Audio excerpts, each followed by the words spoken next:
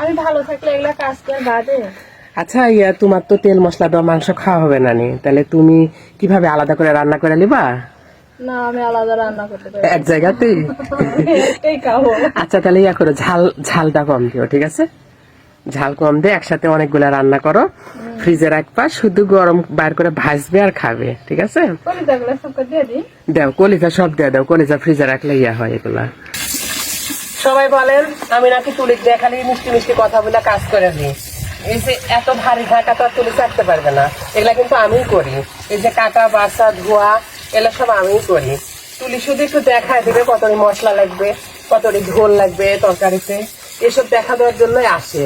আমরা কি মানুষ না তুলি দেখে আমরা অতটাই কাজ করে নিব? এই যে ধোয়া কমপ্লিট, মশলা টসলা দেখায় দাও কতটি কি লাগবে।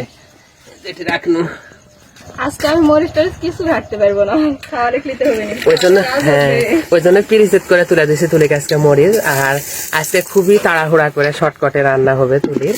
আসলে এই গরমের মধ্যে তুলিকে রান্না করতে না বসালেই হয়, কিন্তু এই স্টাইলে বা এত সুন্দর করে রান্না তুলি ছাড়া তো হবে না। এর জন্য তুলিকে বললাম যে তুমি শুধু একটু রান্নার প্রসেসটা দেখায় রান্নাটা উঠায় দিয়ে চলে যাও, তারপরে আমরা নাড়ে চাড়ে নামাই লিবনি, তাই না?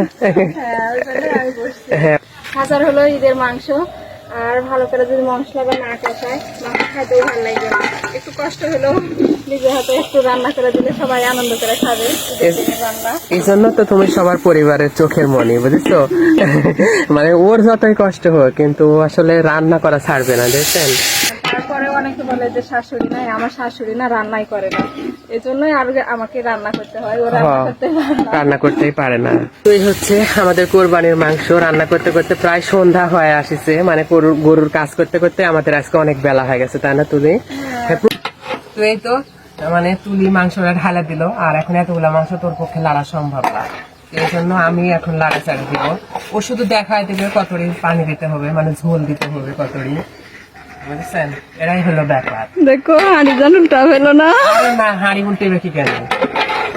আচ্ছা এখন ঢাকে দাও। আচ্ছা ঢাকনা দিয়ে দেবো। হ্যাঁ তো এই তো এখন এই যে তুলির বাড়িতে বানানো সিক্রেট মশলাগুলো দিয়ে দেওয়া হচ্ছে। এখন আমরা এই যে দুইটা মশলা দিব, দিয়ে দুইটা মশলা দিয়ে একটু জাল দিয়ে নামালে হয়ে যাবে, তাই না? হ্যাঁ মশলাটা মিশে যাবে, মিশলে হয়ে যাবে। আর মাংসের কালারটা কিন্তু খুবই সুন্দর আসছে। এমনিতেই কোরবানির মাংসের স্বাদ অনেক বেশি হয় অন্য মাংসের তুলনাতে, আর একটু বেশি মনে হচ্ছে সুন্দর হয়েছে। একটু ঝোল ঝোল রাখা হয়েছে আর একটু বেশি করে রান্না করা হয়েছে, যেন 2 দিন 3 দিন চলে আমাদের। আজকে অনেক গরম, আর বেশি ভিডিও বড় করব না। সবাই ভালো থাকবেন, সুস্থ থাকবেন, এবং তুলি এবং আমাদের মেয়ের জন্য সবাই দোয়া করে দিবেন। আল্লাহ হাফেজ।